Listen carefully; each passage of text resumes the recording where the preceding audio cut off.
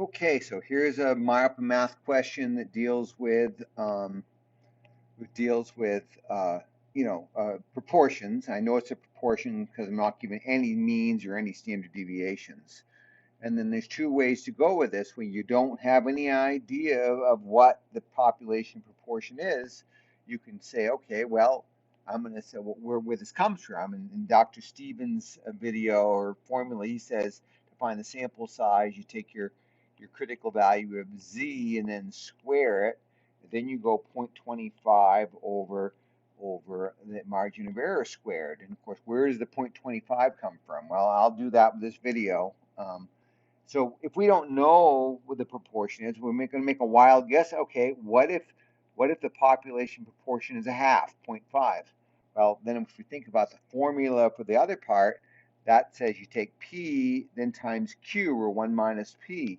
Well, if P is 0.5, isn't 1 minus 0.5 also 0.5?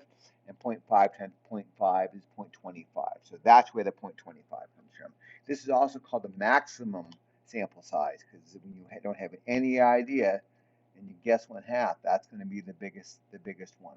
And so what companies will do is they'll do a little mini sample, come up with some guess. That way they can pull down the sample size a lot. So anyways, I digressed a little bit there. How do we get this question? Let's see, move this up. Let's zoom in a little bit. So they told us a margin of error of 0.035. We have a 90% confidence interval. So if we go look at that Dr. Stevens little mini table at the bottom of the normal curve table, we'll see the critical value of z for a 90% confidence interval is 1.645. So I just plug that in. My z star is 1.645 squared times the 0.25, because we aren't using a prior estimate, over the margin of error squared. When you throw that in your calculator, you get this number, and of course we always round up, because if we round down, 552 is not big enough.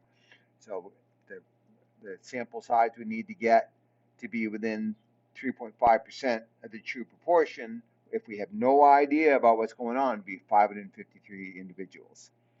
Then they say for part B, they say, well, what if you had a prior sample and you came up with a p at a 0.19? How does that change things?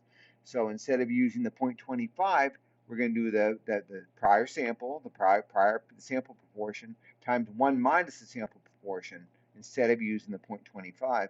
And then we just do the same thing. Square that number, do this times this, divided by the margin of error squared, and we get 339 point something, which means we get to round up to 340.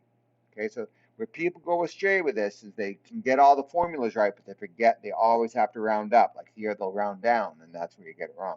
This one, that's 0.9, so you round up anyways. But the reason we round up is because we got to make sure we have a big enough sample to meet their requirements. Okay, I hope this helps. Different version of it.